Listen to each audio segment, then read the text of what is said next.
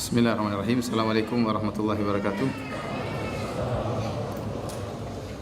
Innal hamdalillah nahmaduhu wa nasta'inuhu wa nastahdihi wa natubu ilaih wa na'udzu billahi min shururi anfusina wa min sayyiati a'malina. May yahdihillahu fala mudilla lahu wa may yudlil fala hadiyalah. Wa asyhadu an la ilaha illallah wahdahu la syarikalah wa asyhadu anna Muhammadan abduhu wa rasuluhu la nabiyya ba'dah. Ya ayyuhalladzina amanu taqullaha haqqa tuqatih wa la tamutunna illa wa antum muslimun. Fa inna asdaqal hadithi kitabullah wa khairal huda huda Muhammadin sallallahu alaihi wasallam wa syarrul umuri muhdatsatuha wa kullu muhdatsatin bid'ah wa kullu bid'atin dhalalah wa kullu dhalalatin finnar. Ikhwani fillah wa akhwati fiddin, azani Allah wa iyyakum. Bapak dan ibu-ibu rahimani wa rahimakumullah jami'an. Kita melanjutkan bahasan kita dari pembahasan kitab tauhid dan kita masuk pada bab yang keempat tentang al-khauf minasyirk, tentang takut kepada kesyirikan. Tentunya tidak akan sempurna seorang bisa memahami tauhid kecuali dengan mengenal lawannya. Sebagaimana perkataan pepatah, wa bididdiha tatabayyanul asya. Dengan mengenal lawannya maka sesuatu akan menjadi lebih jelas. Kalau kita hanya mengenal tauhid saja dan tidak mengenal kesyirikan, maka pengetahuan kita tentang tauhid tersebut kurang sempurna. Tapi dengan mengenal lawannya, semakin detail kita mengenal lawan dari tauhid, maka semakin kuat tauhid kita. Apalagi disertai dengan rasa takut terhadap lawan daripada tauhid. Oleh karenanya Umar bin Khattab pernah berkata, "Innama tunqadu ural Islam urwatan idza nasha'a fil Islam man la ya'riful jahiliyah." Sungguhnya simpul tali Islam bisa terlepas sedikit demi sedikit kalau seorang tumbuh dalam Islam namun dia tidak mengenal kejahiliyahan. Ya, dia tidak mengenal jahiliyah. Tatkala dia tidak mengenal jahiliyah, tidak mengenal perkara-perkara yang buruk, dikhawatirkan dia terjerumus dalam perkara yang buruk tersebut. Sebagaimana perkataan seorang penyair, "Araftu syarra la li syarri walakin li tawaqqihi. Man lam ya'rifi syarra minal khairi yaqa' fihi." Aku mengenal keburukan bukan untuk melakukannya, tapi aku mengenal keburukan untuk menghindarinya. Barang siapa yang hanya mengenal kebaikan, tidak mengenal keburukan, akan terjerumus dalam keburukan tersebut. Maka di antara kesempurnaan untuk bisa mentahqiq tauhid, memurnikan tauhid, seorang harus mengenal kesyirikan secara detail, secara tafsil, secara terperinci. Barang siapa yang mengenal kesyirikan secara terperinci dan mengenal tauhid secara terperinci, maka dia akan memiliki tauhid yang sangat kuat. Oleh karenanya tidak ada yang bisa menyamai tauhidnya para sahabat. Sebagaimana penjelasan Ibnu Qayyim rahimahullahu taala dalam kitabnya Al-Fawaid. Kenapa? Karena sahabat mereka telah melalui berbagai macam kerusakan, kesesatan, kemaksiatan. Mereka pernah hidup di zaman yang penuh dengan kerusakan, penuh dengan kesyirikan, berbagai macam model kesyirikan. Sebelum Nabi diutus, berbagai macam kesyirikan, berbagai macam jimat dan seluruh kesyirikan yang disebutkan oleh Nabi ada di zaman jahiliyah. Dan itu diketahui oleh para sahabat dan sebagian mereka melakukannya. Kemudian setelah itu datang cahaya Islam. Kemudian mereka mengenal Islam. Sehingga mereka benar-benar mengetahui tentang nilai tauhid, nilai Islam. Karena mereka pernah menjalani apa? Menjalani kerusakan tersebut. Mereka pernah mengetahui bagaimana bahayanya kerusakan-kerusakan tersebut. Karenanya waktu Ja'far bin Abi Thalib dipanggil oleh Raja Najasyi, ya, karena Raja Najasyi didatangi oleh Amr bin Al-As waktu masih kafir dan diprovokasi untuk mengusir Ja'far bin Abi Thalib radhiyallahu anhu dengan sahabat-sahabat yang lain, maka Ja'far dipanggil oleh Raja Najasyi. Kemudian apa kata Ja'far bin Abi Thalib sebagaimana diabadikan dalam Musnad Al-Imam Ahmad dengan sanad yang hasan. Dia berkata, "Ayyuhal malik, kunna qauman ahla jahiliyah." Wahai sang raja, sungguhnya kami dahulu adalah kaum jahiliyah, kaum yang di atas tenggelam dalam kebodohan. Na'budul asnam, kami menyembah berhala. Wa na'kulul maitah, dan kami makan bangkai. Wa na'til fawahish, dan kami melakukan perbuatan-perbuatan yang keji. Wa naqta'ul arham, dan kami memutuskan silaturahmi. Wa nusi'ul jiwar, dan kami berbuat keburukan kepada tetangga-tetangga kami. Ya'kulul qawiyyu minadh dha'if, yang kuat memakan yang lemah. Fakunna ala dhalik hatta ba'athallahu ilaina rasulan minna na'rifu nasabahu. Kami demikian kondisi kami sampai Allah mengutus kepada kami seorang rasul dari golongan kami yang kami kenal betul bagaimana nasabnya, wa sidqahu wa amanatuhu wa afafahu. Kami tahu kejujurannya, amanahnya dan bagaimana dia berusaha menjaga harga dirinya. Fada'ana ila Allah linuwahhidahu. Maka Rasul ini pun menyuruh kami untuk mentauhidkan Allah, wa na'budahu, dan untuk beribadah kepada Allah, wa nakhla'a ma kunna na'budu nahnu wa aba'una min dunihi, dan agar kami meninggalkan apa yang pernah kami sembah dan nenek moyang kami berupa batu dan berhala-berhala. Dan dia memerintahkan kami untuk jujur, untuk menunaikan amanah, wasilaturrahim, untuk menyambung silaturahim, untuk berbuat baik kepada tetangga, ya, dan untuk menahan diri dari perbuatan-perbuatan yang haram. Dia melarang kami untuk menumpahkan darah, dan melarang kami dari perbuatan-perbuatan yang keji, melarang kami untuk berkata dusta, melarang kami untuk makan makanan harta anak yatim, dan tidak boleh menuduh wanita yang baik-baik. Wa amarna an na'budallaha wahdahu la nusyrika bihi syai'a. Dan dia perintahkan kami untuk beribadah kepada Allah saja dan tidak berbuat syirik sama sekali. Jadi Ja'far bin Abi Thalib menjelaskan kepada Raja Najasyi tentang nikmat Islam yang dia rasakan. Oleh karena seorang yang pernah mendapatkan masa jahiliyah, kemudian dia bertaubat, kemudian dia pegang teguh Islam dengan kuat, maka biasanya lebih kokoh imannya. Kenapa? Dia tahu betul tentang bahaya, ya, bahaya yang pernah dia jalani dahulu. Sebagaimana para sahabat kenal betul tentang bahaya kesyirikan. Hadirin hadirat yang dirahmati oleh Allah Subhanahu wa taala, maka dengan mengenal berbagai macam model kesyirikan dan bahayanya, kita akan menjadi merasa takut kepada kesyirikan. Taib, apa yang dimaksud dengan syirik? Syirik secara bahasa artinya sekutu. Secara bahasa artinya sekutu atau tandingan. Secara syar'i disebut dengan ittikhadun niddi ma'allah, mengambil tandingan bagi Allah. Itu namanya mensekutukan Allah. Oleh karenanya Al-Imam As-Sun'ani rahimahullahu taala dalam kitabnya Tathhirul I'tiqad, dia berkata, "Wal lafdzus syarik yus'iru bil iqrari billahi ta'ala." Lafal syirik itu sendiri menunjukkan bahwasanya kaum musyrikin mengakui adanya Allah Subhanahu wa taala. Kenapa? Karena namanya syirik itu mengambil tandingan bagi Allah. Berarti harus mengakui Allah dulu, baru kemudian mengambil apa? Tandingan. Makanya sebenarnya secara bahasa, kalau orang tidak mengakui adanya Allah, cuma menyembah dewa misalnya, maka tidak dikatakan musyrik secara bahasa.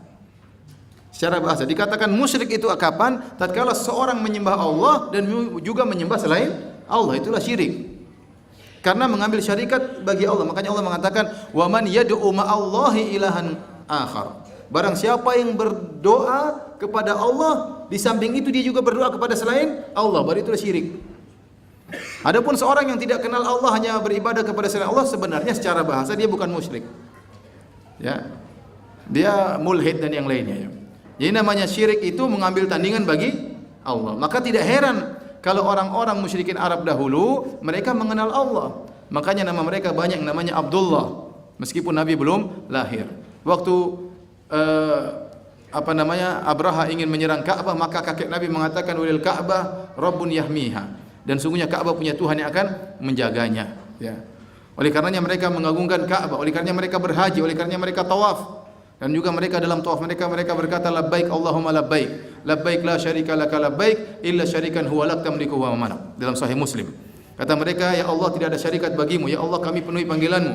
Tidak ada syarikat bagimu kecuali syarikat yang kau izinkan, kecuali syirik yang dibolehkan.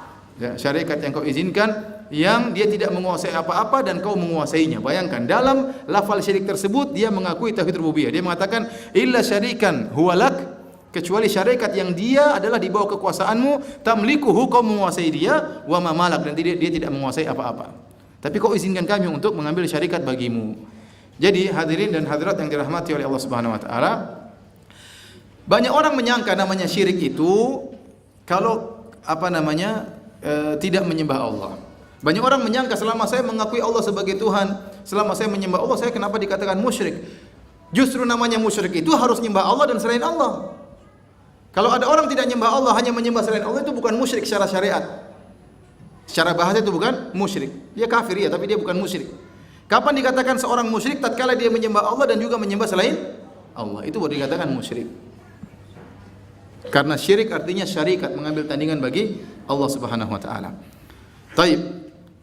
Dan ini mencakup definisi syirik kecil maupun syirik besar. Ittikhadun niddi ma Allah, mengambil tandingan bagi Allah.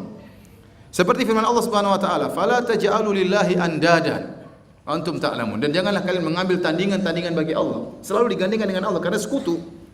Sekutu berarti ada yang disekutukan dengan Allah. Ya. Makanya dikatakan asyirku billah.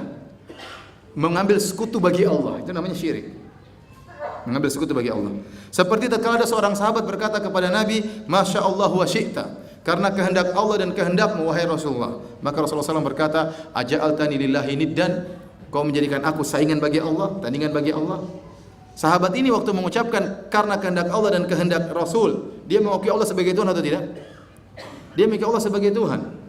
Namun dari lafalnya ada lafal kesyirikan, meskipun hatinya tahu bahwasanya Nabi tidak bisa menguasai, tidak bisa menyaingi Allah. Tetapi Rasulullah SAW ingin membersihkan segala bentuk kesyirikan, baik syirik i'tiqad maupun syirikul alfaz, maupun syirik lafal. Tentu sahabat ini tidak bermaksud menjadikan Nabi sebagai tandingan Allah, tetapi dalam lafalnya ada kesalahan. Dia mengatakan Masya Allahu wa syi'ta, karena kehendak Allah dan kehendak engkau. Rasulullah SAW mengatakan aja'altani lillahi niddan, kau ingin jadikan aku sebagai tandingan bagi Allah. Sekali lagi namanya syirik berarti mengambil tandingan bagi Allah. Orang musyrik itu mengakui adanya Allah sebagaimana perkataan As-Sun'ani. Ini pandangan yang jitu dari Sun'ani, ulama Yaman, ya, dalam kitabnya Tathhirul I'tiqad an Adranil Ilhad. Contohnya lagi dalam riwayat yang lain kata Nabi sallallahu alaihi wasallam, "Aja'altani lillahi idlan?" Apakah kau akan menjadikan aku sebagai imbangan bagi Allah? Idlani, misalnya kalau orang bawa ada himar atau ada onta, kemudian taruh barang di atas onta tersebut. Ada kantong sebelah kanan, ada kantong sebelah kiri. Itu namanya idlan. Seimbang, biar seimbang. Dalam bahasa Arab namanya idlan. Kata Nabi, kau ingin menjadikan aku berimbang dengan Allah? Gara-gara sahabat ini berkata atas kehendak Allah dan kehendakmu. Maka Nabi salahkan. Nabi mengatakan Masya Allah thumma syi'ta. Katakanlah karena kehendak Allah, kemudian baru kehendak siapa? Rasulullah sallallahu alaihi wasallam. Demikian juga dalam hadis yang lain, hadis Ibnu Mas'ud. Tatkala ditanya kepada Nabi sallallahu alaihi wasallam, "Ayyu dzambi a'zam?" Dosa apa yang paling besar? Kata Rasulullah sallallahu alaihi wasallam, "Anta ja'ala lillahi niddan wa huwa khalaqak." Engkau mengambil tandingan bagi Allah padahal Dia yang telah menciptakanmu. Jadi asyirik sama dengan asyabih, sama dengan al-mithlu, sama dengan al-idlu, sama dengan an-niddu, sama dengan al-kuf'u. Dan ini semua datang dalam nusus. Fala tadribu lillahi al-amthal. Jangan kalian menjadikan tandingan semisal seperti Allah. Walam yakul lahu kufuwan ahad. Ya, jangan menjadikan kufu bagi Allah, seimbang dengan Allah. Ya, aja'altani lillahi niddan, apakah menjadikan aku tandingan bagi Allah? Aja'altani lillahi idlan, apakah menjadikan aku berimbang dengan Allah? Ini semua makna syirik, yaitu mengambil tandingan bagi Allah Subhanahu wa taala. Adapun sebagian ulama mereka memberi definisi yang lebih detail lagi tentang syirik. Syirik kata mereka taswiyatul makhluk bil khaliq fi ma huwa min khasaisil khaliq. Menyamakan makhluk dengan Allah pada perkara-perkara yang merupakan kekhususan Allah. Menyamakan makhluk terhadap Allah pada perkara-perkara yang merupakan kekhususan Allah Subhanahu wa taala. Sehingga dengan definisi ini nanti mencakup tauhid syirik dalam tauhid rububiyah, syirik dalam tauhid al-uluhiyah, dan syirik dalam tauhid al-asma wa sifat, ya. Secara umum syirik dibagi menjadi 3. Syirik yang berkaitan dengan tauhid rububiyah, syirik yang berkaitan dengan tauhid uluhiyah, dan syirik berkaitan dengan tauhid al-asma wa sifat, ya. Pembahasannya tentu panjang, mudah-mudahan di kesempatan yang lain akan kita jelaskan secara detail. Taib. Syekh Muhammad bin Abdul Wahhab rahimahullahu taala, ya, membawa ayat pertama atau dalil yang pertama yang membuat kita agar takut kepada kesyirikan, yaitu dalam surat An-Nisa. Allah berfirman, "Innallaha la yaghfiru ay yushraka bih wa yaghfiru ma duna dzalika liman yasha." Sungguhnya Allah tidak mengampuni dosa kesyirikan, dan Allah mengampuni dosa-dosa selain kesyirikan bagi yang Allah kehendaki. Ini perkara yang sangat mengerikan tatkala kita tahu bahwasanya syirik, barang siapa yang meninggal di atas kesyirikan tidak akan diampuni oleh Allah. Kalau tidak akan diampuni oleh Allah berarti dia akan kekal dalam neraka jahanam. Terlebih-lebih lagi, sebagian ulama berpendapat bahwa syirik yang tidak diampuni termasuk syirik asghar. Ini pendapat disebut oleh Syekhul Islam Ibnu Taimiyah rahimahullah Ya, bahkan sebagian ulama mengatakan ini pendapat Ibnu Taimiyah rahimahullahu taala, ini pendapat yang dikuatkan oleh Syekh Utsaimin rahimahullahu taala, ya, dikuatkan oleh sebagian ulama al-mu'asirin, ulama sekarang. Tapi kalau kita perhatikan perkataan para ulama salaf, perkataan para ahli tafsir, ya, jumhur ahli tafsir atau kebanyakan ahli tafsir menyatakan yang dimaksud dengan syirik yang tidak dimaafkan cuma syirik akbar. Cuma syirik akbar. Adapun syirik asghar tahta masyiatillah, masih di bawah kehendak Allah. Jika Allah berkehendak, Allah ampuni. Jika Allah berkehendak, Allah tidak ampuni, dan dia sama dengan dosa-dosa besar yang lainnya. Seperti zina, merampok, membunuh, riya, itu sama. Ya, riya, ujub itu sama kedudukannya seperti berzina, membunuh.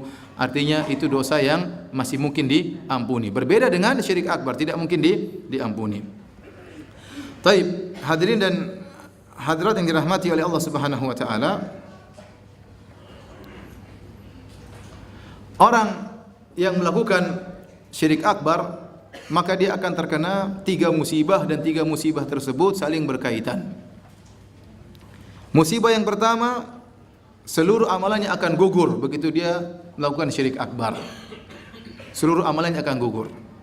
Allah berfirman, "Walaqad uhiya ilaika wa ilal ladzina min qablik." Sungguh telah diwahyukan kepada engkau wahai Muhammad, dan juga kepada nabi-nabi sebelummu. La in asyrakta la yahbatanna 'amaluka wa la takunanna minal khasirin. Kalau kamu berbuat syirik, dan ini Allah bukan hanya mengingatkan Nabi Muhammad, seluruh nabi sebelumnya. Makanya Allah mengatakan, "Wa laqad uhiya ilaika wa ilal ladzina min qablik." Sungguh kami telah diwahyukan kepada engkau dan kepada nabi-nabi sebelummu. Kalau kalian melakukan kesyirikan, la yahbatanna 'amaluk. Dan Allah tidak main-main. Allah menggunakan lam taukid dan nun taukid, yang artinya sungguh-sungguh, benar-benar akan gugur amalanmu. Wala takunanna minal khasirin, dan sungguh-sungguh benar-benar kau akan merugi di akhirat. Dan Nabi tidak mungkin melakukan kesyirikan. Ternyata kenyataannya Nabi tidak pernah melakukan kesyirikan, tapi Allah mengatakan seandainya kau melakukan kesyirikan. Dan Nabi tidak melakukan kesyirikan, tapi seandainya Nabi yang begitu agung, yang luar biasa akhlaknya, yang luar biasa ibadahnya, melakukan kesyirikan, akan gugur seluruh amalannya. Bagaimana lagi dengan selain para anbiya? Dalam ayat yang lain kata Allah Subhanahu wa taala, "Walau asyraku la habita anhum ma kanu ya'malun." Seandainya para nabi berbuat kesyirikan, akan gugur seluruh amalan yang mereka lakukan. Jadi kalau ada orang 60 tahun dia beribadah, dia haji, dia umrah, dia sedekah, berbakti sama orang tua, berbuat baik kepada tetangga, memberi santunan kepada fakir miskin, kepada anak yatim, kepada janda, ya. Semuanya diberi santunan, bangun pondok, bangun masjid, tahu-tahu dia melakukan kesyirikan setelah 60 tahun. Melakukan kesyirikan, maka seluruh amalan dia gugur. Allah tidak pandang bulu. Kenapa? Dia melakukan dosa yang paling besar. Seluruh amalannya gugur, tidak bernilai di sisi Allah Subhanahu wa taala. Ini sangat mengerikan. Sangat mengerikan. Taib. Pertanyaan yang timbul, bagaimana kalau orang ini setelah berbuat kesyirikan 60 tahun dia berbuat amal soleh, kemudian pada waktu umurnya 70 dia melakukan kesyirikan, dia menyembelih kepada selain Allah. Kemudian setelah itu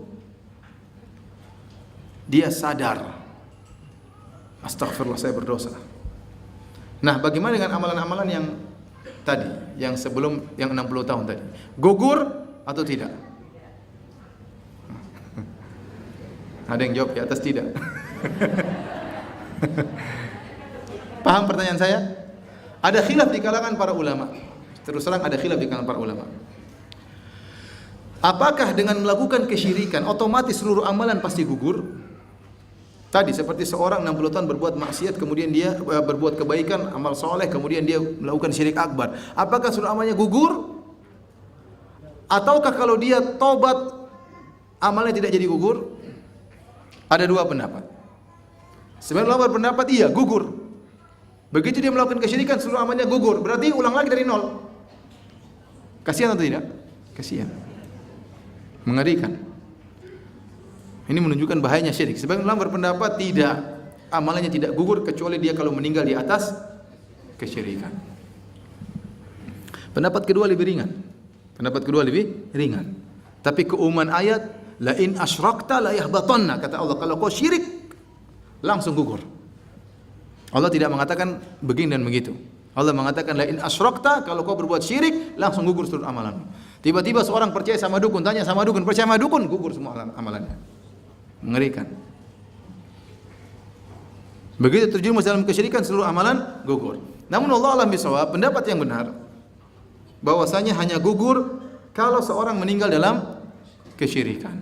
Adapun kalau dia bertobat kembali kepada Allah Subhanahu wa taala, maka amalan tidak jadi gugur. Amalan tidak jadi gugur. Ya. Sebagaimana firman Allah Subhanahu wa taala, "Wa may yartadid minkum an dinihi fayamut wa huwa kafir, faulaika habitat a'maluhum fid dunya wal akhirah wa ulaika ashabun nar hum fiha khalidun." Dalam surat Al-Baqarah ayat 217 kata Allah, barang siapa yang murtad di antara kalian, fayamut wa huwa kafir, kemudian dia meninggal dalam kondisi kafir, maka itulah habitat a'maluhum, itulah orang-orang yang amalannya gugur. Sehingga para ulama menjadikan dalil ini sebagai qaid, sebagai taqyidul mutlaq. Dalam ayat yang lain sudah kita bacakan, la in asyrakta la yahbatanna amaluk.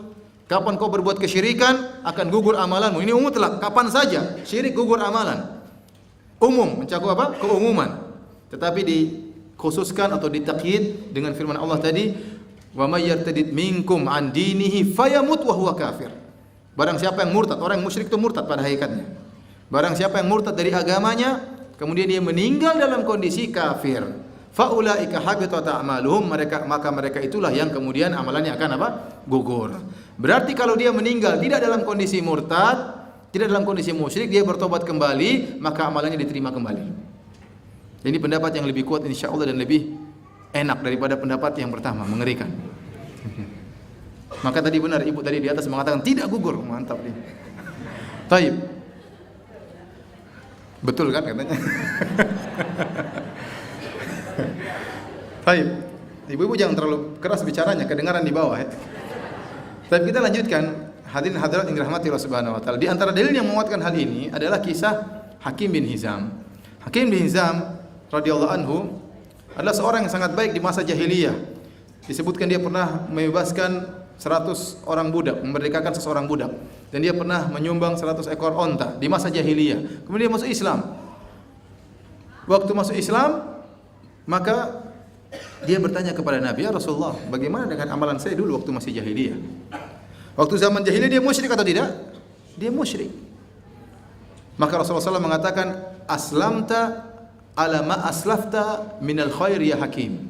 Kau masuk Islam dengan membawa seluruh kebaikanmu tatkala di masa jahiliyah. Maka amalan-amalan dia tatkala dia musyrik dulu, semuanya dianggap berpahala dalam Islam.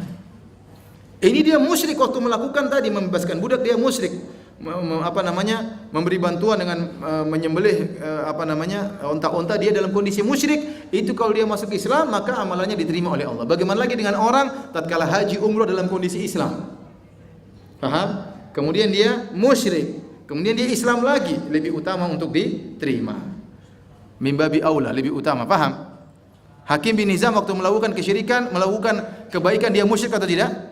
Musyrik. Waktu dia tobat masuk Islam, amalannya diterima. Bagaimana lagi dengan orang yang melakukan kebaikan dalam kondisi muslim, kemudian dia musyrik, kemudian dia Islam lagi, lebih utama untuk apa? Diterima. Makanya waktu Aisyah dalam Sahih Muslim bertanya, "Ya Rasulullah, Abdullah bin Jud'an kana yasilur rahim, kana yatumi ta'am, kana yakri dhaif, hal yanfa'u dzalik?" Wahai Rasulullah, Abdullah bin Jud'an di zaman jahiliyah dia senantiasa menyambung silaturahmi, senantiasa memberi makan fakir miskin, senantiasa menjamu tamu. Apakah bermanfaat? Kata Nabi, "La lam yaqul yauman qad rabbi ghfirli khati'ati yaumiddin." Dia tidak pernah bilang, "Ya Allah, ampuni dosa-dosaku." Seandainya dia mengatakan, "Ya Allah, ampuni dosa-dosaku," diterima enggak amalannya? Diterima, bermanfaat.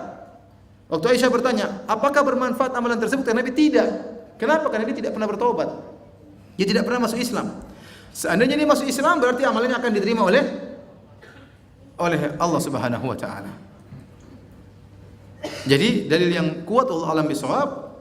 Ya, kalau seorang pernah beramal saleh kemudian dia musyrik, percaya sama dukun, kemudian dia tobat lagi, maka amalannya kembali lagi bagi dia, tidak jadi gugur. Tidak jadi gugur. Tapi kalau dia meninggal dalam kondisi musyrik, seluruh amalannya akan gugur, tidak ada nilainya sama sekali. Musibah yang kedua, bahwasanya orang yang meninggal dalam kondisi musyrik tidak akan diampuni dosa-dosanya. Tidak akan diampuni dosa-dosanya. Ini adalah perkara yang sangat mengerikan. Meskipun orang tersebut sangat baik, oleh karenanya Nabi SAW dilarang tatkala mohon ampunan bagi Abu Talib. Allah menegur, "Ma kana lin nabi wal ladzina amanu ay yastaghfiru lil musyrikin walau kanu uli qurba." Tidak pantas bagi nabi dan juga tidak pantas bagi orang-orang beriman untuk mohon ampunan bagi orang-orang musyrikin meskipun karib kerabat. Tidak boleh. Dalam hadis yang sahih tatkala Nabi sallallahu alaihi wasallam ya minta izin kepada Allah untuk mohon ampunan bagi ibunya, maka Rasulullah SAW tidak diizinkan. Waktu minta izin untuk menziarah ibunya, maka Rasulullah SAW diizinkan. Dalam riwayat Rasulullah SAW menangis, fa'abka man haulahu, dan para sahabat juga ikut menangis. Rasulullah SAW sedih. Ibunya meninggal dalam kondisi tidak boleh dimintain ampun buatnya. Ya. Jadi kalau seorang meninggal dalam kondisi syirik, maka tidak akan diampuni oleh Allah selama-lamanya. Ya, tidak akan diampuni oleh Allah selama-lamanya. Dan musibah ketiga, kelaziman dari tidak akan diampuni berarti dia akan kekal dalam neraka jahanam selama-lamanya. Innahu may yusyrik billah faqad harramallahu alaihi jannah. Barang siapa berbuat kesyirikan, maka Allah haramkan surga baginya. Wa ma'ahun nar, tempat kembali neraka jahanam. Wa ma'ahun nar wa ma lidh-dhalimina min ansar. Dan tidak ada penolong baginya. Kalau orang meninggal dalam kondisi dosa besar, contohnya lagi ngerampok tahu-tahu ditembak polisi, meninggal dunia. Lagi berzina tahu-tahu jantungan, tewas. Waliyadzubillah. Dan ini terjadi. Mengerikan ya. Lagi lagi maksiat tahu-tahu meninggal dunia. Ya. Bagaimana sih orang ini? Orang ini lagi minum khamar tahu-tahu mati. Banyak orang demikian. Baik, waliyadzubillah. Bagaimana nasibnya? Nasibnya tidak boleh kita vonis dalam neraka jahanam. Dia melakukan dosa besar, tapi dosa besar tersebut selain kesyirikan. Dan Allah mengatakan wa yaghfiru ma duna dzalika liman yasha, dan Allah mengampuni dosa-dosa selain apa? Kesyirikan bagi yang Allah kehendaki. Ada orang mati bunuh diri, kekal dalam neraka atau tidak? Tidak, karena bunuh diri bukan syirik. Dia terancam dengan neraka, iya terancam sebagaimana orang meninggal dalam kondisi mabuk, dalam kondisi berzina, terancam dengan neraka. Tapi masih ada kemungkinan Allah ampuni, masih ada kemungkinan. Dengan rahmat Allah bisa jadi Allah ampuni. Bisa jadi Allah. Adapun kalau kesyirikan pasti dalam neraka dan tidak akan keluar dari neraka selama-lamanya. Allah mengatakan innal ladzina kadzdzabu bi ayatina wastakbaru anha la tufattahu lahum abwabus sama' wa la yadkhulunal jannata hatta yalijal jamalu fi samil khiyat. Sungguhnya orang-orang musyrikin yang mendustakan ayat Allah dan sombong dengan ayat Allah, tidak akan dibukakan bagi mereka pintu-pintu langit. Wa la yadkhulunal jannah, dan mereka tidak akan masuk surga hatta yalijal jamalu fi samil khiyat, sampai onta bisa dimasukkan dalam lubang jarum. Ini pepatah Arab untuk menunjukkan kemustahilan. Gimana cara masukin onta dalam apa? Lubang jarum. Mustahil. Demikianlah orang musyrikin mustahil keluar dari neraka jahanam. Tidak mungkin masuk dalam surga selama-lamanya abadi. Taib hadirin hadirat yang dirahmati Allah Subhanahu wa taala, kita kembali kepada masalah khilaf. Jadi ini penting untuk kita ketahui. Apakah syirik kecil termasuk yang dimaafkan atau termasuk yang tidak dimaafkan?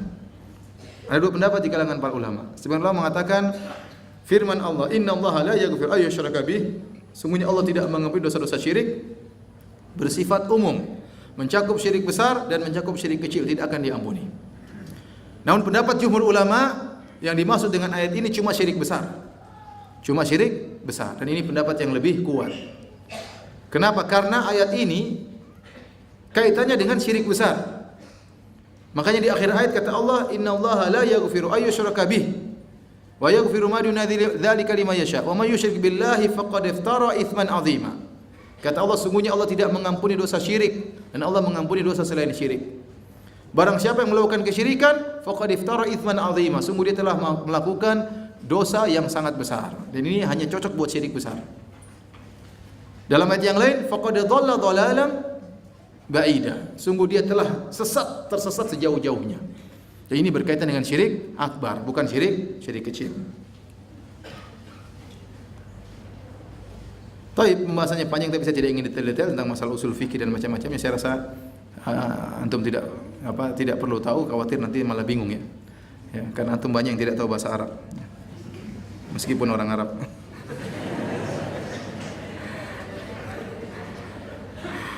Baik. Hadirin dan hadirat yang dirahmati oleh Allah Subhanahu wa taala, kita lanjutkan ayat kedua ya.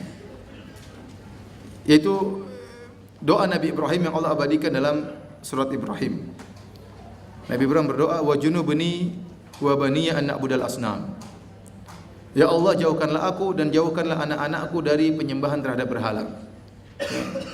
Al-asnam artinya berhala yang ada bentuknya, entah bentuk hewan, entah manusia, bentuk dewa. Kalau al-authan itu berhala yang tidak ada bentuknya, seperti kuburan disebut juga apa? Authan. Makanya Rasulullah SAW mengatakan, Rabbi la taj'al qabri wathanan yu'bad. Ya Allah, jangan kau jadikan kuburanku sebagai wathan, berhala yang disembah. Jadi authan itu tanpa bentuk, adapun asnam itu ada bentuknya.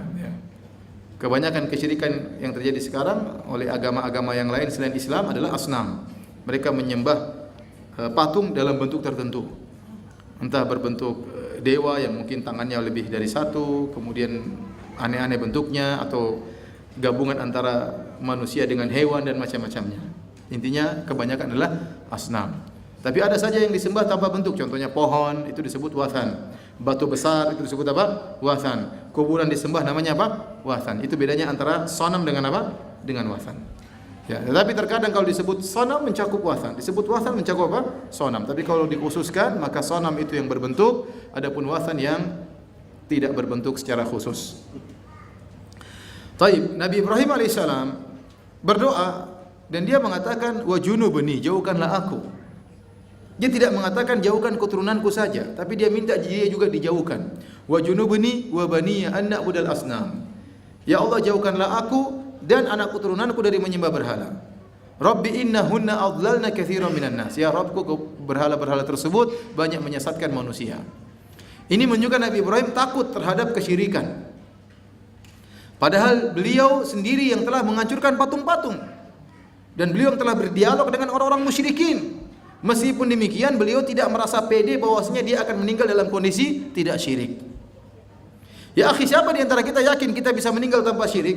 Mengerikan. Syubhat itu datang dengan cepat. Asyubhatu khattafah, syubhat datang menyambar-nyambar. Seorang tiba-tiba dibuat ragu. Dibuat ragu tentang Tuhan, dibuat ragu tentang adanya Rabb, dibuat ragu sehingga terkena syubhat liberal sehingga mengatakan semuanya benar. Mengerikan. Ada kisah seorang di Arab Saudi luar biasa. Saya tidak ingin menyebut namanya, tapi dia masyhur. Dia punya buku judulnya Sirah baina, kalau enggak salah, baina tauhid wal wathaniyah. Pertempuran antara ahli tauhid dengan penyembah berhala. Buku yang sangat luar biasa. Terakhir dia meninggal dalam kondisi banyak orang mengatakan dia dalam kondisi mulhid. Ya.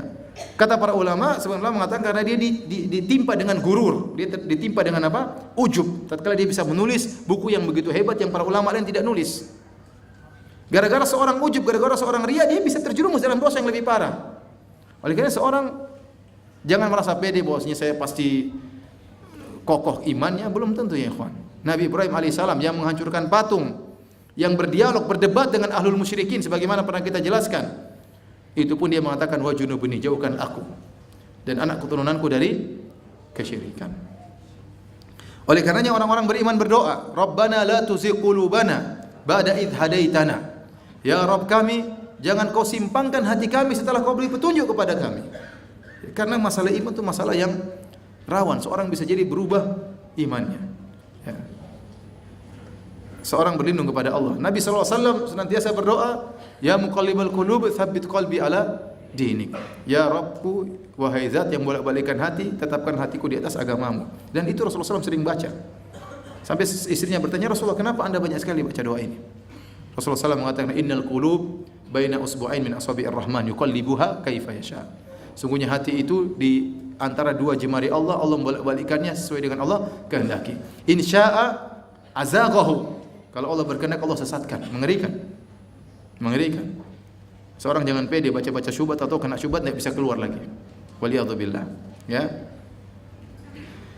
Taib. Kalau Nabi Ibrahim alaihissalam saja takut, maka bagaimana dengan kita? Oleh karenanya Ibrahim At-Taimi berkata, Man ya'manu minal bala ba'da khalilillah ba'da khalilir rahman Ibrahim. Siapakah yang merasa aman dari fitnah sementara Nabi Ibrahim tidak merasa aman?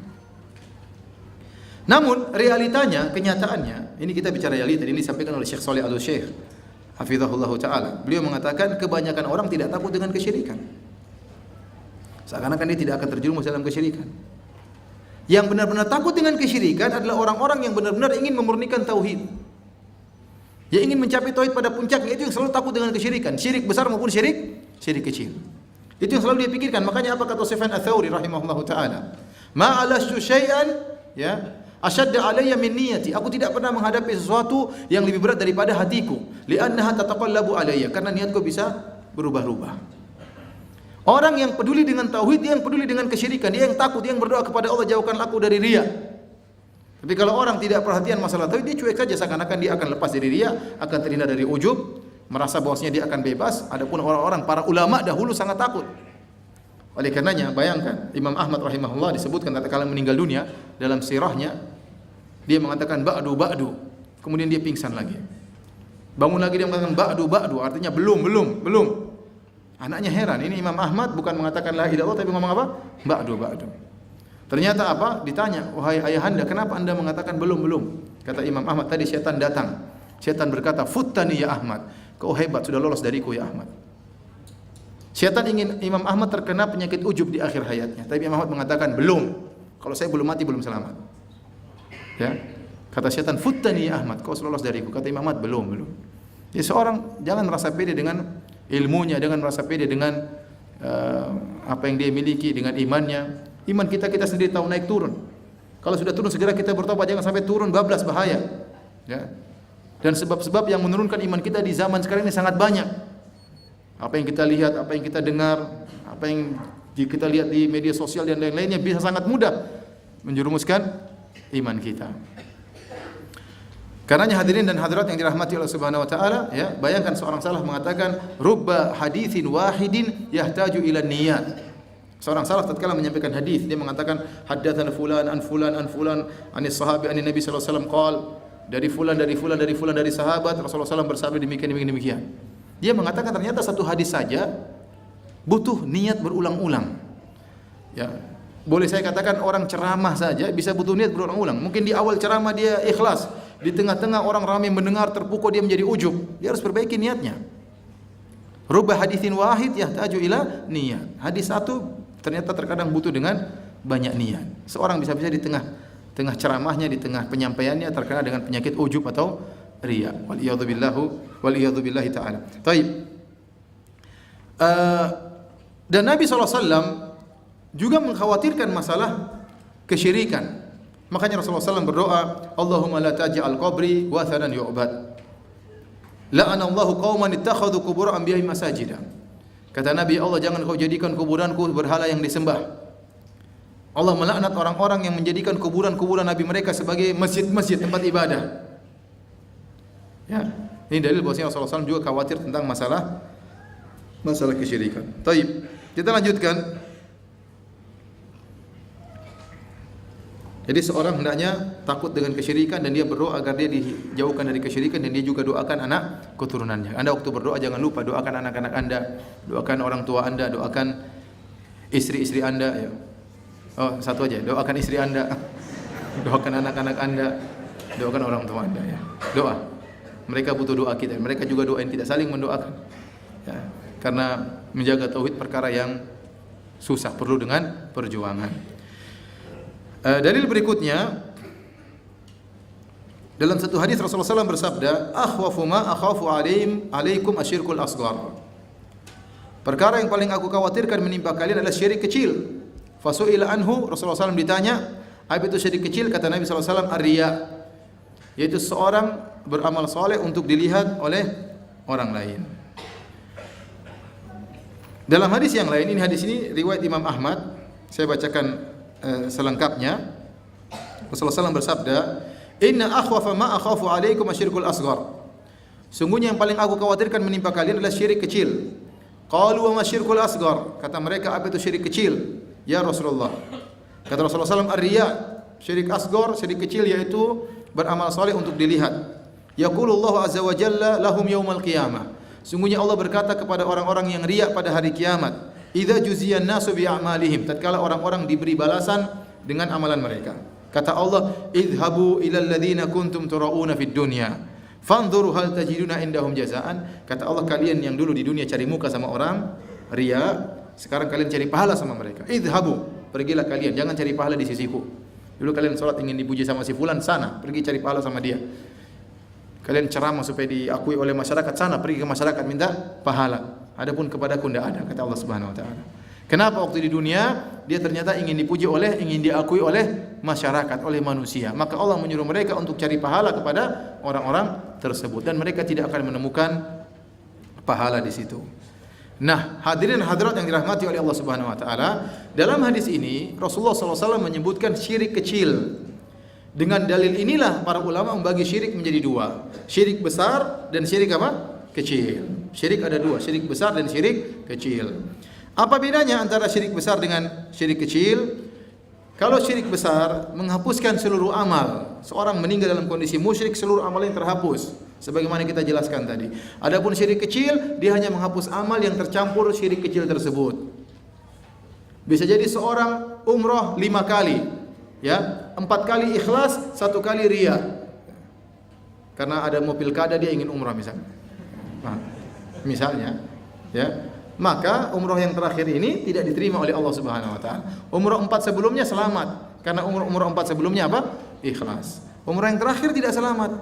Kenapa? Karena dia riya. Seorang bersedekah, ya, 100.000 ikhlas, 100.000 ikhlas, 100.000 ikhlas. Giliran waktu sedekah 10 juta, dia riya, ingin diakui.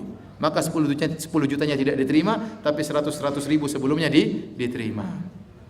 Jadi hanya menggugurkan amalan yang dicampurnya. Syirik akbar seluruhnya gugur. Yang kedua, syirik akbar menjadikan pelakunya kekal dalam neraka jahanam. Syirik asghar tidak. Ya. Kalaupun tidak dimaafkan maka akan diadab sesuai dengan dosanya, kemudian setelah itu masuk surga. Kemudian syirik akbar membuat seorang keluar dari Islam. Adapun syirik asghar tidak. Syirik asghar tidak. Baik. Azan kan? Azan kita lanjut dulu. Ya. Mau salat dulu. Ya kalau gitu habis azan kita salat dulu baru kita lanjut habis salat insyaallah. Bismillahirrahmanirrahim. Alhamdulillah salatu wassalamu ala Rasulillah wa ala alihi washabihi wa wala. Hadirin hadirat yang dirahmati oleh Allah Subhanahu wa taala, kita masih dalam pembahasan tentang riya ya.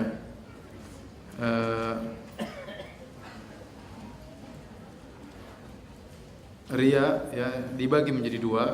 Yang pertama riaknya orang-orang munafik yang Allah sebutkan dalam Al-Quran, yura'unan nasa wa la yadhkuruna Allah illa qalila. Mereka riak terhadap manusia, riak terhadap masyarakat, ya terhadap orang-orang, dan mereka tidak mengingat Allah kecuali hanya sedikit. Dan riak ini maksudnya apa? Yaitu mereka menampakkan seakan-akan mereka Islam, ternyata dalam hati mereka tidak Islam. Ya. Mereka disebut juga dengan mura'un. Ini riaknya orang-orang munafik. Namun riya ini tentunya tidak ada pada kaum muslimin. Kaum muslimin riyanya tidak sampai pada derajat tersebut. Makanya waktu Ibnu Qayyim menyebutkan tentang syirik kecil, beliau berkata kayasirir riya, seperti riya yang sedikit, itu riyanya kaum muslimin. Yang mereka beriman kepada Allah, beriman kepada Rasulullah, tetapi terkadang mereka baca Quran, perbagus-baguskan bacaannya untuk dipuji. Terkadang mereka salat, memperindah-indahkan salatnya supaya dipuji. Ya, terkadang mereka berdakwah dengan bagus-baguskan dakwanya supaya dipuji. Ini menimpa kaum muslimin. Adapun riyaknya orang-orang munafik, riya akbar kalau boleh kita katakan, itu tidak menimpa kaum muslimin. Nah, riya ya, adalah perkara yang sangat mengerikan. Saya bacakan perkataan Ibnu Qayyim dalam kitabnya Al-Wabilus Sayyib. Beliau berkata, "Wa muhbitatul a'mali wa mufsidatuha aktsaru min an tuhsar." Sungguhnya penggugur-gugur amalan dan perusak amalan sangat banyak, tidak terhingga. Kemudian kata beliau, "Walaysa sya'nu fil amal." Perkaranya yang penting bukan kita beramal. "Innama sya'nu fi hifdzil amal mimma yufsidu wa yahbituhu." Yang paling penting adalah bagaimana kalau kita sudah beramal, kita menjaganya supaya amal tersebut tidak rusak dan tidak gugur. Ya, percuma kalau kita banyak beramal ternyata semuanya gugur gara-gara kita riya atau terjerumus dalam penggugur amalan yang lainnya. Jadi kata Ibnu Qayyim, "Innama sya'nu fi hifdzil amal mimma yufsiduhu aw yahbituhu." Yang paling penting adalah bagaimana bisa menjaga amal dari perkara yang bisa merusaknya, wa yuhbituhu atau menggugurkannya. Kemudian beliau berkata, "Farriya wa in daqqa muhbitun lil amal." Riya meskipun tipis maka dia menggugurkan amalan. Perhatikan di sini perkataan yang sangat detail dari Ibnu Qayyim. Kata Ibnu Qayyim, "Ar-riya wa in daqqa." riya meskipun tipis menggugurkan amal. Artinya apa? Tidak ada bedanya Anda ingin cari muka sama 2 orang dengan 1.000.000 orang, enggak ada bedanya. Paham? Anda ingin dipuji dengan 2 orang, dengan dipuji dengan 1.000 orang, tidak ada bedanya, tetap gugur. Tidak ada bedanya di sisi Allah Subhanahu wa taala. Mungkin dosanya bisa berbeda, tetapi gugurnya amal tetap gugur. Mau cari muka sama 1 orang, mau cari muka sama 1.000 orang sama saja. Ini perkara yang sangat mengerikan. Oleh karenanya dalam hadis qudsi Allah Subhanahu wa taala berfirman, "Ana agnas syuraka ani syirk." Aku adalah zat yang paling tidak perlu dengan syarikat, tidak perlu dengan tandingan. Man amila amalan asyraka fihi ma iya ghairi taraktuhu wa syirkahu. Barang siapa yang melakukan amalan dia mengambil syarikat bagiku, dia beramal karena aku sekaligus cari muka kepada manusia, aku akan tinggalkan dia dan kesyirikannya. Dalam riwayat yang lain, taraktuhu wa syarikahu. Aku akan tinggalkan dia bersama syarikatnya tadi, orang yang dia cari muka. Maksudnya di hari kiamat Allah suruh cari pahala sama orang yang dia cari muka tersebut. Maka ini perkara yang perlu kita perhatikan, berusaha kita berlindung dari riya dari segala bentuknya. Taib. Kondisi amalan seorang tercampur riya bisa dalam beberapa kondisi. Pertama, seorang sebelum beramal dia sudah niatnya riya, ingin dipuji. Maka orang ini amalannya sejak awal tidak diterima. Ya. Dia tadi seperti tadi saya katakan dia umrah karena ingin menang dalam apa? Pilkada, ya. Misalnya. Ya. Atau dia apa namanya? Azan dengan azan yang indah supaya dipuji misalnya. Ya, supaya dipuji ya. Hati-hati ya, tipis ya ikhwan. Ada orang baca Quran dengan suara yang indah ingin dipuji masyarakat. Ini riya. Ada orang dia baca Al-Quran karena Allah dan ingin memasukkan kesenangan kepada orang-orang. Ini bukan riya. Tipis sekali. Satunya ingin dipuji, satunya ingin menyenangkan hamba-hamba Allah agar dia dipuji Allah Subhanahu wa taala. Makanya seorang sahabat waktu baca Al-Quran, kemudian Nabi sallallahu alaihi wasallam mengatakan, tadi saya dengar bacaanmu, kata dia, kalau saya tahu engkau dengar bacaanku la habartuhu tahbiran, saya akan indah-indahkan wahai Rasulullah. Karena dia ingin menyenangkan hati siapa? Rasulullah. Maka tipis. Ya tipis. Orang baca Quran dengan indah supaya menyenangkan hati orang-orang, niatnya karena Allah, ini berpahala. Tapi kalau ingin dipuji supaya dikatakan, "Oh, ini orang bacaannya bagus," ini riya. Nah, kalau orang sejak awal niatnya riya, amalnya gugur. Langsung gugur. Ini sepakat ulama. Yang kedua, riyanya muncul di tengah. Dia sejak awal ikhlas. Tahu-tahu di tengah jalan timbul riya. Contohnya dia sholat, Allahu Akbar sholat misalnya. Dia ikhlas. Tahu-tahu ada orang terlambat, kemudian berdehem. Dia tahu itu dehemnya Pak RT. Maka dia pun membagus-baguskan sholatnya di tengah jalan. Akhirnya biasanya dia baca Al-Qari'ah, sekarang dia baca Al-Baqarah misalnya. Ya. Kenapa? Karena dia ingin dipuji sama Pak RT misalnya. Berarti riyanya muncul di tengah jalan. Taib. Kalau riyanya muncul di tengah jalan, kemudian dia lawan, dan dia berhasil mengalahkan riya tersebut, maka ulama juga sepakat pahalanya selamat. Karena itu gangguan setan dan dia lawan, dia berjuang, perlawannya juga dapat pahala, dan dia berhasil mengalahkan setan tersebut, dia dapat pahala. Berikutnya muncul di tengah, muncul riya dan dia berlezat-lezat dengan riya tersebut. Berlezat-lezat. Terus dipuji orang, senang dia terus sampai selesai. Nah, bagaimana nasib amalannya jika munculnya riya munculnya di tengah dan dia biarkan sampai selesai? Ada khilaf di kalangan para ulama.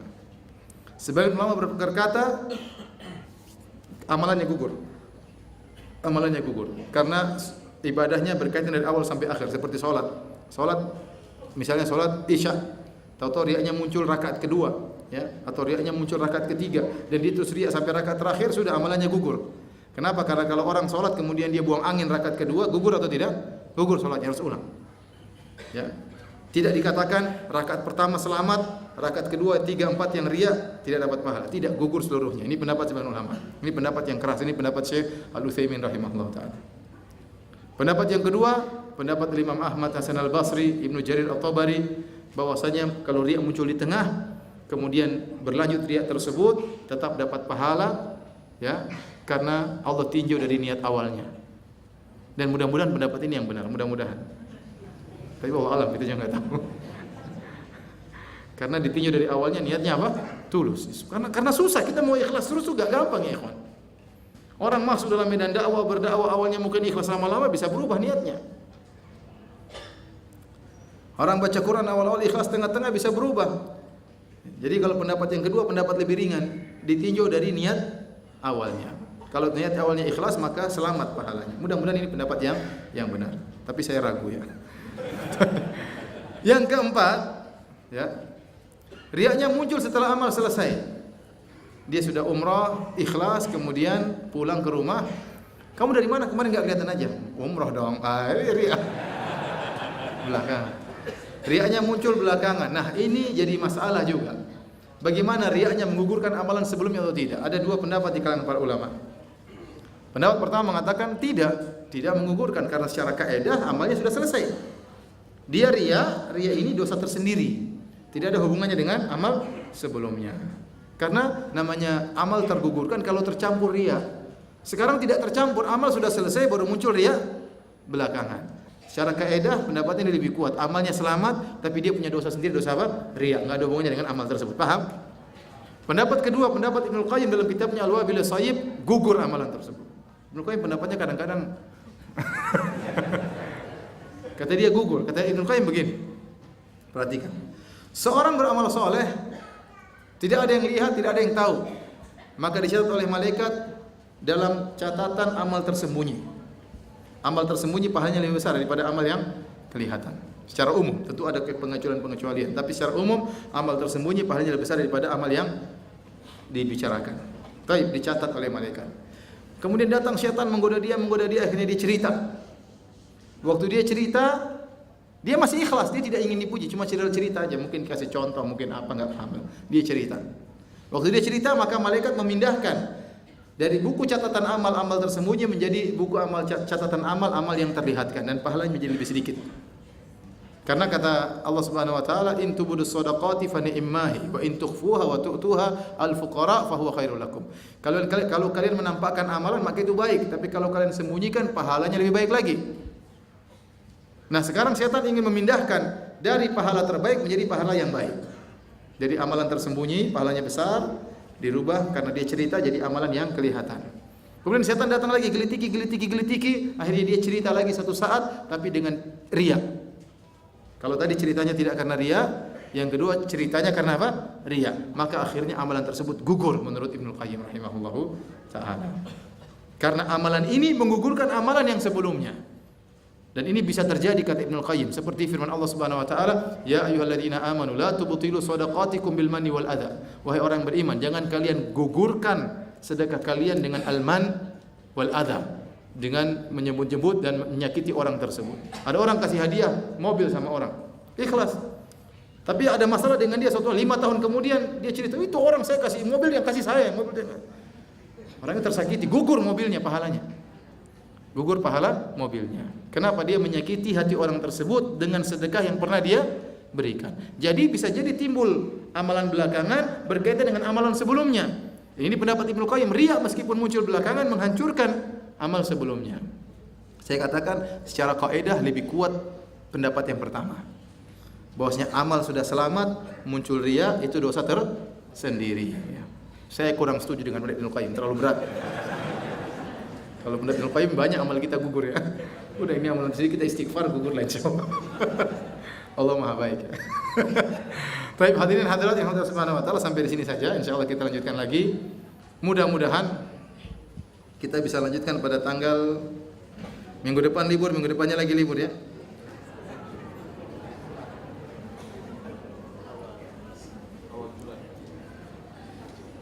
Tanggal 3 April saya umrah juga nggak bisa samanya. Tanggal 20 libur.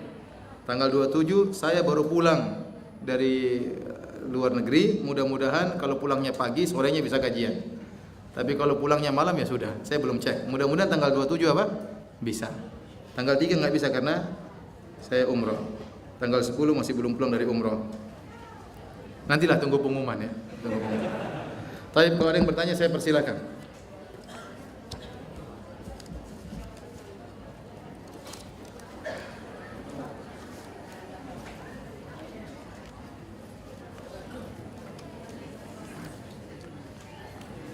Ustaz, bagaimana menurut Ustaz mengenai fikih tasawuf, firqah tasawuf? yang bertawassul dengan kuburan orang-orang saleh apakah termasuk syirik akbar dan sebahaya apakah ajaran tasawuf menurut Ustaz? Jadi mengenai bertawassul dengan orang saleh ya, bentuknya berbeda-beda ya. Kalau bentuknya misalnya datang ke kuburan minta kepada penghuni kubur, ini syirik besar. Ini syirik besar. Tetapi atau dia mengatakan ya Abdul Qadir Jailani aghithni, tolonglah aku, ini syirik besar. Berarti dia berdoa kepada Abdul Qadir Jailani. Tapi kalau dia mengatakan karena Abdul Qadir Jailani, karena ini ya Allah kabulkanlah doa aku, maka ini bid'ah. Tidak sampai pada apa? Syirik. Tidak sampai kepada syirik. Tapi kalau dia minta langsung kepada mayat, maka itu syirik akbar. Adapun istilah tasawuf istilah yang baru, tidak ada di zaman Nabi SAW dan tidak ada di zaman para sahabat. Maka kita harus mengerti apa maksud tasawuf. Karena nama tidak ada faedahnya, kita harus tahu hakikatnya. Kalau ternyata maksud tasawuf adalah zuhud kepada dunia, meninggalkan dunia dan condong kepada akhirat, maka ini makna yang benar. Dan kita katakan bahwasanya Rasulullah SAW adalah imamul mutasawwifin, imamnya para ahli tasawuf. Kalau maknanya adalah meninggalkan dunia dan condong kepada akhirat. Waktu Rasulullah SAW tidur kemudian bangun terlihat bekas tikar di perutnya atau di lambungnya, maka sahabat berkata, ya Rasulullah, bagaimana kalau kita buatkan kasur buat engkau, wita'an, itu semacam kasur, semacam bantal. Kata Nabi SAW, mali walid dunia, apa urusanku dengan dunia? Innama mathali lid dunya karakibin istadhalla tahta syajarah thumma raha fatarakaha. Sungguhnya aku dengan dunia seperti seorang yang sedang naik tunggangan kemudian mampir sebentar berteduh di bawah sebuah pohon kemudian pergi meninggalkan pohon tersebut. Pohon seperti dunia dan aku hanya lewat doang. Ngapain aku terlalu sibuk-sibuk untuk apa? Ya, kita tidak bisa seperti Nabi SAW. Susah ya. Ya. Oleh karena saya katakan Nabi itu adalah imamnya para mutasawwifin. Kalau maksudnya tasawuf adalah apa? Adalah zuhud terhadap dunia. Untuk bayangkan Rasulullah SAW datang kepada istrinya, hal indakum ta'am, ada makanan enggak pagi hari? Kata istrinya tidak ada. Kata Rasulullah SAW, idzan fa ana shaim, kalau gitu saya puasa. Luar biasa. Coba kalau semua suami seperti ini. Mami ada makanan enggak? Enggak ada. Oh, papi puasa. Subhanallah. Luar biasa. Nabi luar biasa. Ya. Nabi zuhud, istrinya pun lebih zuhud. Istri maksudnya zuhud juga. Istrinya Nabi zuhud, istrinya juga apa? Zuhud. Bayangkan berbulan-bulan, 2 bulan berturut-turut ya. Wa ma uqida fi buyuti azwajin Nabi sallallahu alaihi wasallam nar, tidak ada api yang dinyalakan di rumah istri-istri Nabi. Berarti enggak ada yang dimasak. Enggak ada api dinyalakan, berarti enggak ada yang dimasak. Wa ma ta'amukum ya umma, apa yang makanan kalian? Kata Aisyah radhiyallahu anha, al-aswadan, korma dan air putih. Ya ibu-ibu bersyukur kepada Allah. Coba pulang ke rumah, buka kulkas banyak isinya, ya tidak? Alhamdulillah. Mau nyalain kompor 24 jam bisa nyala terus. Mau masak ini, masak anu, masak ini, masak anu, subhanallah. Waktu ada orang datang kepada Aisyah minta makan, seorang ibu. Aisyah cari makanan enggak ada. Akhirnya dia cuma kasih sebutir korma. Cari di rumah enggak ada makanan, cuma sebutir apa? Korma. Dan Aisyah ithar, dia pun berikan kepada orang tersebut. Bayangkan, Rasulullah SAW zuhud, istrinya juga apa? Zuhud. Dan itu mempengaruhi. Kalau kita zuhud, istri kita juga apa? Zuhud. Tapi kalau kita pelit, istri kita lebih pelit lagi. Saya pernah lihat. Dan itu benar ya. Kalau antum pelit, istri antum pelit, anak antum juga lebih pelit, anak antum. Anak-anak pernah lapor sama saya, Abi, itu fulan pelit sekali, Bu. Iya benar. Benar. Saya tahu bapaknya juga pelit. Tapi saya nggak ngomong, dalam hati saja. Makanya hati-hati ya, ikhwan ya. Ya, kalau antum zuhud, insya Allah istri juga ikut zuhud. Gitu, ya. Tapi kita jauh dari Nabi SAW. Ya. Tapi kalau tasawuf artinya punya akidah tertentu, punya zikir tertentu. Setiap firqah punya zikir tertentu yang firqah lain tidak punya zikir itu. Punya akidah tertentu yang tidak ada dalam Al-Quran dan Sunnah, maka semuanya harus kita timbang dengan Al-Quran dan Sunnah. Yang sesuai kita ambil, yang tidak sesuai kita tolak. Ya. Seperti ada sebagian firqah punya zikir tertentu, yang lain tidak tahu, cuma dia aja yang tahu. Loh, ini zikir khusus. Islam ini rahmatan lil alamin buat semuanya, bukan buat ente saja. Seperti contoh di daerah saya ada namanya suatu firqah, anggotanya orang Bugis saja. Emang surga Bugis? Yang Jawa gimana? Yang Arab gimana? Surga orang Bugis saja anggotanya. Ya gimana? Cuma orang Bugis saja anggotanya. Tidak benar. Ya. Ada seorang guru saya ketemu di hajian, dia bilang sama saya, Ustaz, ibu guru saya waktu SMA. Ustaz, saya diajarin zikir sama seorang kiai, tapi kata kiai tersebut, ini zikir kau harus rahasiakan, suami pun tidak boleh tahu. Saya bilang bahaya itu zikir sesat kalau gitu. Masa suami tidak boleh tahu? Ini enggak benar. Islam semua orang boleh tahu. Islam itu mau orang Afrika, mau orang Amerika boleh tahu. Ya, bagaimana cuma khusus buat ente? Ya, Islam buat semuanya. Jadi kalau tasawuf maksudnya firqah tertentu, dia punya ritual tertentu yang lain tidak tahu, ini enggak benar berarti. Harusnya Islam di mana-mana sama, harusnya sama demikian. Cara salatnya harus sama, waktu salatnya harus sama, zikirnya juga sama karena nabinya sama, harusnya sama. Tapi kalau ternyata punya model tertentu yang lain tidak tahu, maka ini dipertanyakan. Ustaz, bagaimana kita bisa mengalahkan melawan riya? Ya susah melawan riya, perlu perjuangan. Antum kira gampang? Sufyan Ats-Tsauri saja setengah mati. Terus ente merasa gampang melawan riya? Tidak, susah. Ya. Makanya saya sering katakan, alhamdulillah antum bukan ustaz. Ustaz itu paling susah melawan riya. Ya. Ustaz kan ngomong, dipuji orang, dicium tangannya dan macam-macam. Antum siapa yang cium ya? Alhamdulillah sudah antum saja sudah. Syukur enggak? Syukur terima apa adanya. Ada orang datang kepada saya di Masjid Nabawi. Orang bilang, Ustaz, air tolong Ustaz. Tolong Ustaz. Tiup disuruh baca. Ustaz tidak yakin tapi saya yakin katanya. Ustaz ini ustaznya dipaksa suruh apa? Suruh niup situ. Kata dia Ustaz tidak yakin tapi saya yakin. Katanya enak sekali ngaturin Ustaz ya. Oleh karenanya ikhwan ya, melawan riya itu tidak mudah. Justru riya itu penyakit orang-orang yang soleh. Orang-orang yang rajin ibadah, rajin sholat, suka umroh, suka haji, suka berdakwah, donatur, itu yang rawan riya. Tapi kalau nggak pernah dermawan, tidak pernah umroh, mau riya apa?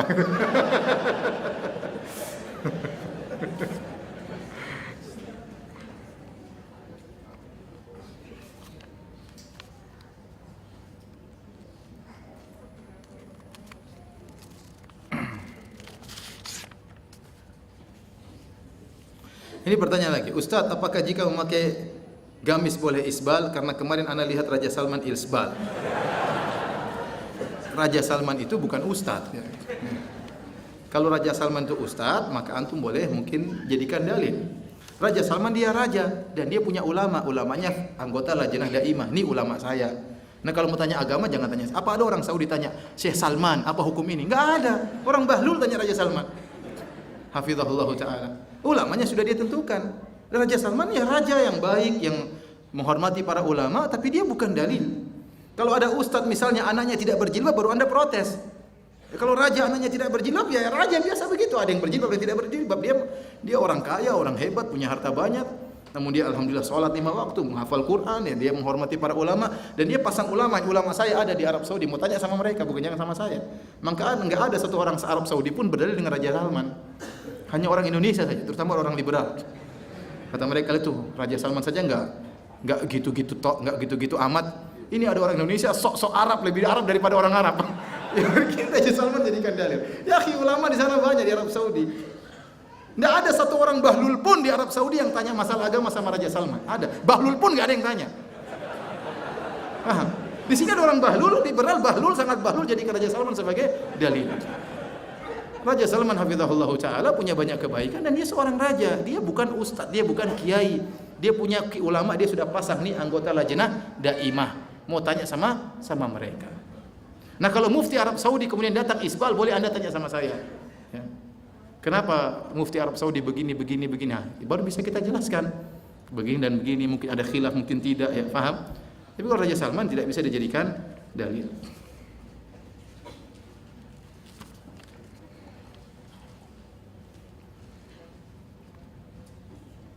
Ustaz, apabila kita lagi sholat lalu di tengah-tengah sholat kita ada riya, terus kita berdoa kepada Allah supaya dijauhkan dari riya. Ya apa? Kita pas sujud kita berdoa, ya Allah saya sedang riya, ya Allah jauhkan aku riya. Ya, minta tolong, enggak apa-apa, minta tolong kepada Allah. Mau minta tolong sama siapa? Yang membolak-balikkan hati kita siapa? Allah. Yang bisa mencabut riya dari kita cuma Allah Subhanahu wa taala. Enggak apa-apa, tatkala kita sujud langsung kita berdoa kepada Allah, ya. Ya Allah jauhkan aku dari riya, jauhkanlah riya, ya. Tapi demikian saja para hadirin dan hadirat yang dirahmati Allah Subhanahu wa taala, kajian kita. Insyaallah kita bertemu lagi di kesempatan yang lain. Kurang lebihnya saya mohon maaf. Yang benar datang dari Allah Subhanahu wa taala, yang salah dari saya sendiri. Semoga Allah mengampuni dosa-dosa kita. Tapi ini ada hadiah Yang belum pernah ya. Pertanyaan pertama, siapa yang sebutkan dalilnya tentang bahwasanya riya itu syirik kecil? Siapa yang bisa sebutkan dalilnya? Sudah, silakan berdiri.